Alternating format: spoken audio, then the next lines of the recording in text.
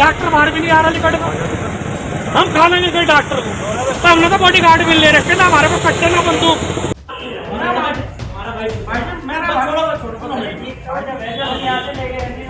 क्यों हॉस्पिटल चला रखा जब तुम पेपर ही गलत भेज रहे हैं, किसी आदमी को रेफर कर रहे हैं, पेपर गलत भेज रहे हैं। बड़ी बिल्डिंग पे मत जाइए, आप ऊपर जाने का रास्ता है। नमस्कार दोस्तों, आप देख रहे हैं दैनिक रुड़की के विनय विशाल हॉस्पिटल में। और आपको बता दें, यहाँ के डॉक्टर्स पे, स्टाफ पर गंभीर आरोप लगाए हैं। मनोज त्यागी ने, भाजपा युवा नेता है मनोज त्यागी, उनका कहना है उनके भाई का इलाज होना था, उनके भाई के इलाज में लापरवाही बरती गई है। आइए जानते हैं क्या कहा मनोज त्यागी ने। प्रकरण है पूरा, क्या मामला है पूरा, जिस तरह से यहाँ पर हंगामा हो रहा है, किस बात के आप कागज मांग रहे हैं हॉस्पिटल से? भाई साहब, मेरा भाई इसमें एडमिट था 16 तारीख से। क्या नाम है? ललित त्यागी।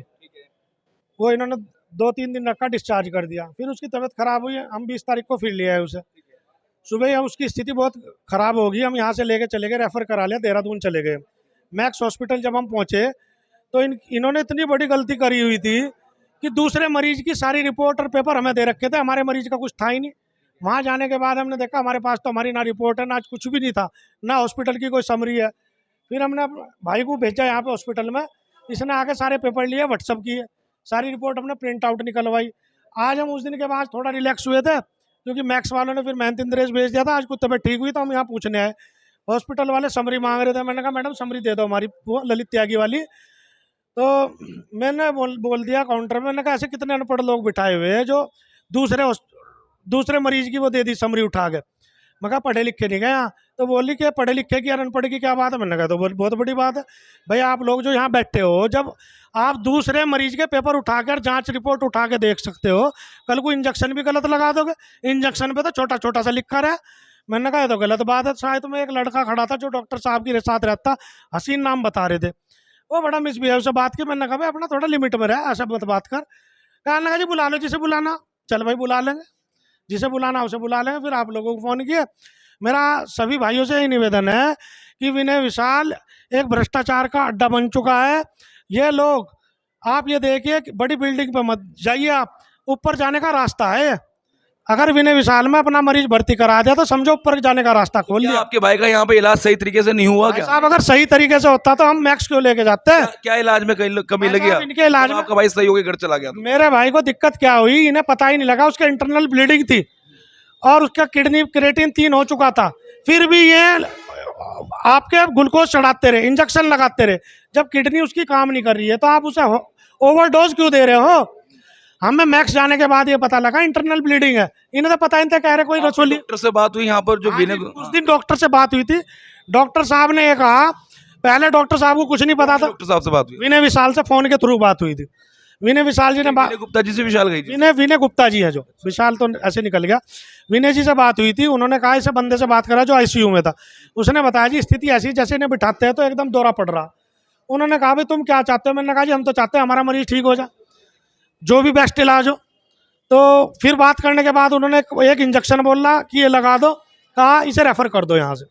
तब उन्होंने रेफ़र के लिए बोला, हमने पेपर बनवाया, हमने रेफ़र करके लेके चले गए यहाँ से। फिर हम देहरादून गए। देहरादून पेपर किसी और मरीज के दे दिया? और मरीज के पेपर दे दिए हमें। हमारे मरीज के पेपर ही नहीं थे, आज दिए वो पेपर। ये रे छोटे, ये रे पेपर आज दिए? मतलब आज दिए पेपर ही है जी। ये भी कंप्लीट नहीं है, अभी ढूंढ रहे, टटोल रहे, अभी भी ये भी कंप्लीट नहीं है। ये ब्लेंडर मिस्टेक है, ये छोटी मोटी मिस्टेक नहीं है। किसी का पेशेंट यहाँ एडमिट है और उसको कागज भी नहीं मिल रहे, वो दूसरी जगह जाके दिखाएगा क्या? अगर ऐसी स्थिति में पेशेंट मर जाए तो कौन जिम्मेवार होगा? इन्होंने तो पर्चा थमा दिया किसी और का। ये ब्लेंडर मिस्टेक है। करा था उस समय देना चाहिए था कागज, उस समय कोई कागज? भाई साहब दूसरे के कागज दे दिए उठाकर, अभी भी नहीं दिए। अब भी ढूंढते फिर रहे, नहीं पूछ रहे कहाँ से। जैसे पता नहीं इसमें 1000 मरीज को कितना बड़ा ट्रॉमा सेंटर है, ढूंढते फिर रहे कि 16 तारीख को आया था, कहाँ है, क्या है, उसका नंबर बता दो। क्या मांग है मीडिया के माध्यम? मांग ये है इसकी जांच कराई जाए। ये लोग बिल्कुल भी सही इलाज नहीं कर रहे। ये आयुष्मान कार्ड लोगों का बताते लगाते हैं, 24-24 घंटे नहीं लगाते, 36 घंटे लगाते, 3-3 दिन नहीं लगाते। गरीब आदमियों को जब सरकार की तरफ से राहत मिल रही है आयुष्मान कार्ड की, ऐसा क्या प्रोटोकॉल है कि उन्हें लगाते नहीं? गरीब आदमी दौड़ता फिर हो जा, उस साथ नगद पैसे ले लेंगे। भाई साहब इनकी जांच होनी चाहिए। जो इस तरह के हॉस्पिटल चल रहे हैं, कोई सा भी हो, हम नहीं नाम लेते, उनकी, इनके जो स्टाफ है उनकी जांच होनी चाहिए। इनकी क्या डिग्रियां हैं? ये 10वीं फेल बैठा रखे हैं, यहाँ से अनपढ़ बैठा रखे। क्या क्या क्या लोग ये लोग कर रहे हैं? इनका डायग्नोज क्या है? देखिए जिस तरह के आरोप लगा रहे हैं यहाँ पर मनोज त्यागी साफ तौर पे कह रहे हैं भाई उनके यहाँ पर भाई एडमिट थे, उनके भाई के पे जो इलाज है उसका लापरवाही बरती गई और साथ ही कागज भी किसी और मरीज के दिए। लेकिन पूरी जानकारी के लिए हम यहाँ के जो डॉक्टर्स हैं, ऑनर हैं, उनसे बात करेंगे कि वो इस बारे में क्या कहना चाहते हैं। देखिए, हमने डॉक्टर विनय और डॉक्टर विशाल को जब फोन के माध्यम से बात करना चाहिए तो उनसे बात नहीं हो पाई, जबकि उनके जो स्टाफ में यहाँ पे HR है उन्होंने बाइट देने से इनकार कर दिया। उन्होंने बोला जो ऑथराइज है वही बाइट देंगे। लेकिन हमने 1 घंटा उनका वेट करा, ना हमारे सामने कोई डॉक्टर आया, ना किसी हॉस्पिटल के द्वारा अपना पक्ष रखा गया।